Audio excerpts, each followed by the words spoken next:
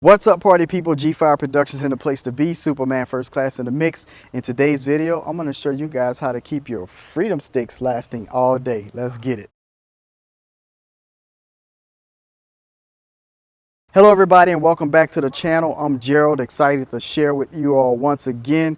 And today I'm going to show you a cool hack that not only works for your freedom sticks, but if you have the Freedom Part H1s or any lighting with a barrel type connector, there's a hack for it to keep them lasting all day. So before we get to work, please smash that like button, subscribe to the channel, and to keep up with all the newest videos, all you got to do is rock that bell. Now let's get to work. All right, party people, so here it is in your face. On the table, I have some Freedom Part H1s, and right next to me, I have a cool, sexy, 5 feet approximately Freedom Stick pack, right? So it comes in a pack, comes with a charger, and it comes with an IEC cable, right? And a bag, of course. So other than that, the Freedom Part H1s come similar. It has a bag, 4 lights, a charger, and an IEC cable. I want to talk a little bit about versus the Chauvet Freedom Part Hex 4s.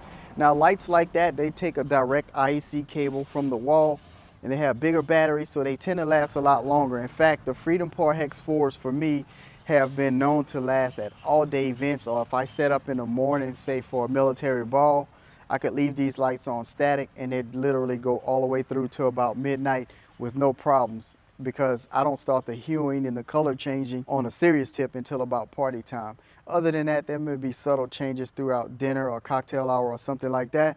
But then there's times where I'm at concerts or all day events that start at 11 in the morning or 10 in the morning and they go through to like 6 in the evening.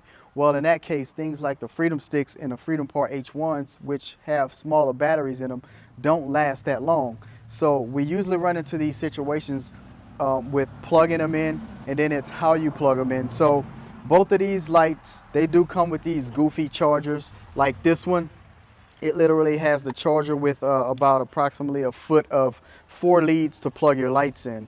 So if I had these spread out all over the place, I mean, even if I just did something like this to plug them in, well, that wouldn't work out in this case because these leads are not far enough to even reach the first 2 lights.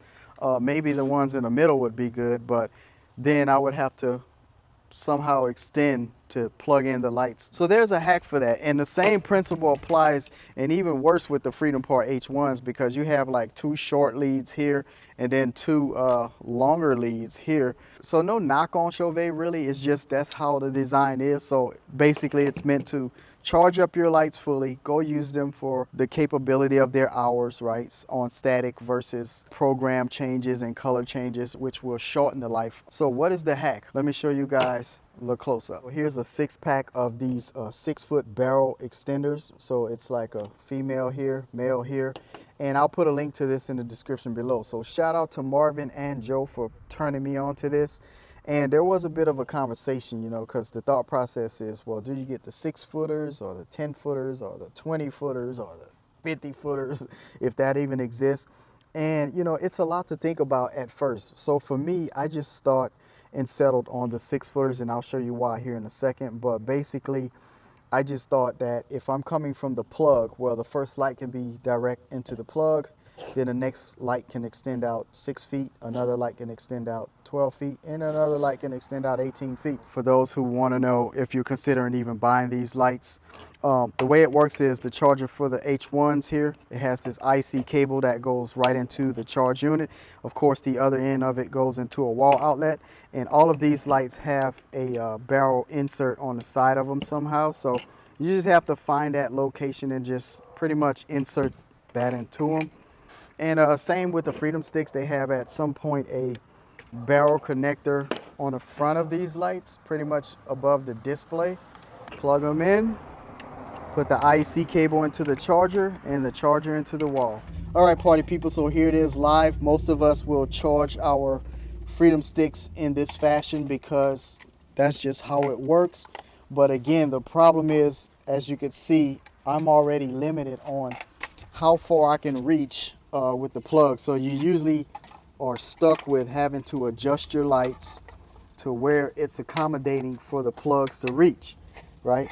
Now, if you wanted to use this particular charger to have your lights last all day, well, you're still limited in the overall cable length. So that's the limitations of how wide you can spread these lights. And as you can see, that's not very much. So here's why I went ahead with the 6-footers, because if I were going to use 4 Freedom Sticks on a stage, let's just go through what I would actually do if I wanted to keep these plugged in all day.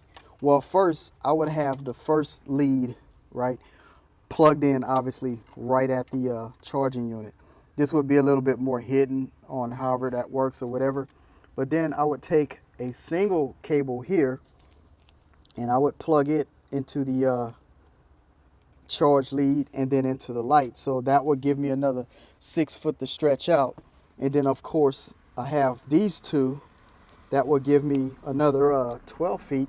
So I think you guys get the point from here. So I'm just going to go ahead and do it.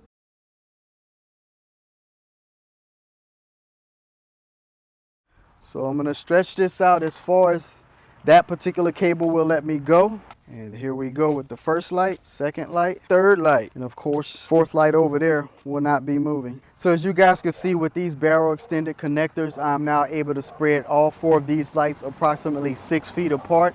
And that works out really good because the majority of the stages that I'm on is usually about this wide. Now, if something were to come up where I'm generally on a much wider stage, then I could simply just add to the extensions. So I am going to invest in another pack of the 6-pack of 6-footers.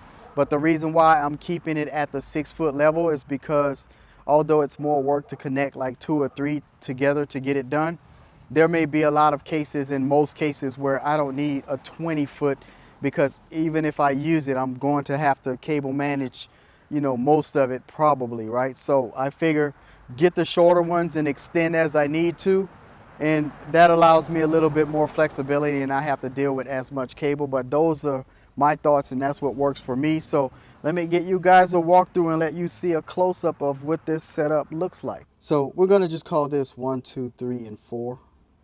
And starting with the first light, obviously it makes sense to just plug it in right there near the fixture.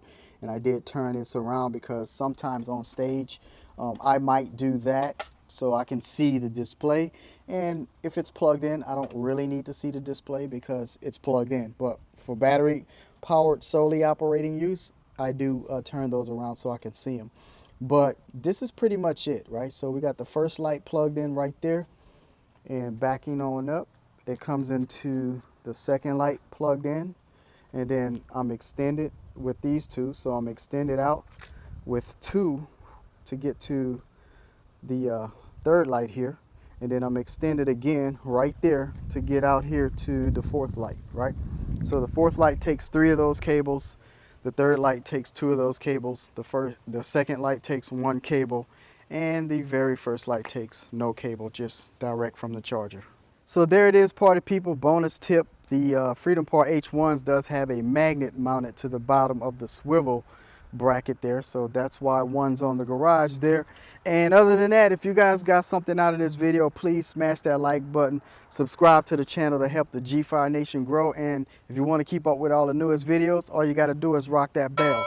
I'm Gerald, and to learn more about what we do, all you got to do is visit www.gfireproductions.com. Let's party.